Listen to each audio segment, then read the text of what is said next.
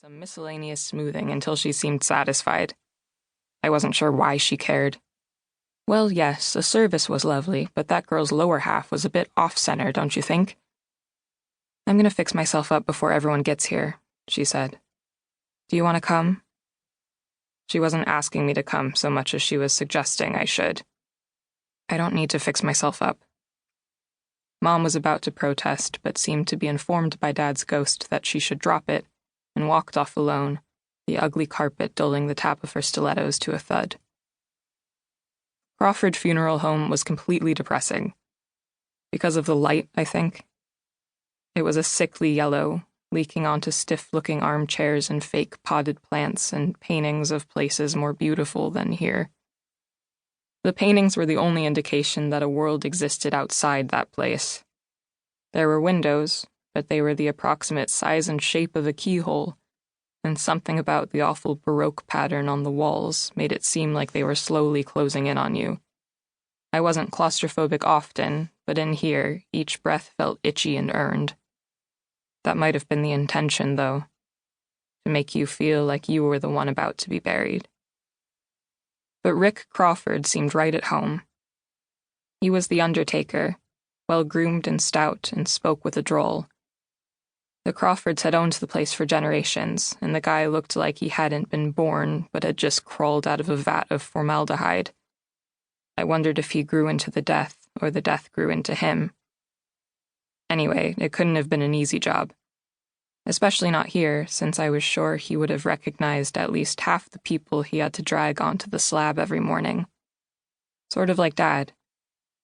Dad was the only therapist in Pleasant Hills, and I bet that, collectively, he and Rick Crawford knew most of the place's dirty secrets, living and dead. Our family was small. Dad's parents had died young, and Mom wasn't close to hers, so the people who started to trickle in were only faintly familiar. Old family friends.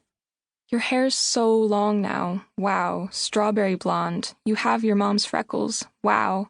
Junior year already? Wow, wow, wow. Teachers I'd had who felt some sense of obligation to me. Bible thumpers, tongue chewers. The women Mom knew from the gym, from her Tupperware parties, who said things like it was his time over and over again. And there were a lot of strangers. Patients. Thanked us for everything Dad had done for them. I knew none of them, which meant Dad had succeeded.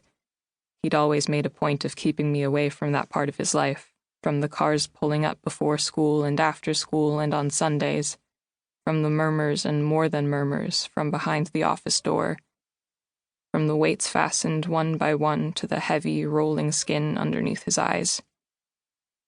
But now they were all here, staring me in the face, and any one of them could have done it. Olivia and I were best friends, mostly because we were supposed to be. We had barely anything in common, besides the fact that fate had dictated we were to live on the same cul-de-sac, her at 3 o'clock and me at 12. But she let me talk about movies, and I let her talk about everyone and everything else.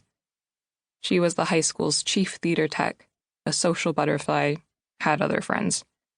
Me, not so much. Either way, we'd made an unspoken agreement to see out the rest of our formal education careers together. I don't think either of us had anticipated that the agreement would include funeral attendance, but she was here. And although I wouldn't tell her, I was grateful. "Oh, God," she said when she noticed I was staring. She looked pretty. Her dark hair hung in unnatural curls, and her cheekbones shimmered even in the dull light. She had single eyelids, and the glittery purple liner she wore kind of looked like it was part of the anatomy of her eye, swirling upwards and narrowing to a point. The shape reminded me of a robin. Pretty. Not really funeral pretty. I knew I shouldn't have come like this.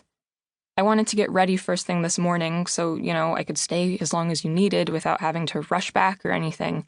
But Miles's mom wanted us to be ready for pictures at 4, which is so early, right? That's early. And I tried to say that it was too early, but they already made the dinner reservations, and I realized that seems not important compared to... Hey. I envisioned us standing there until we began.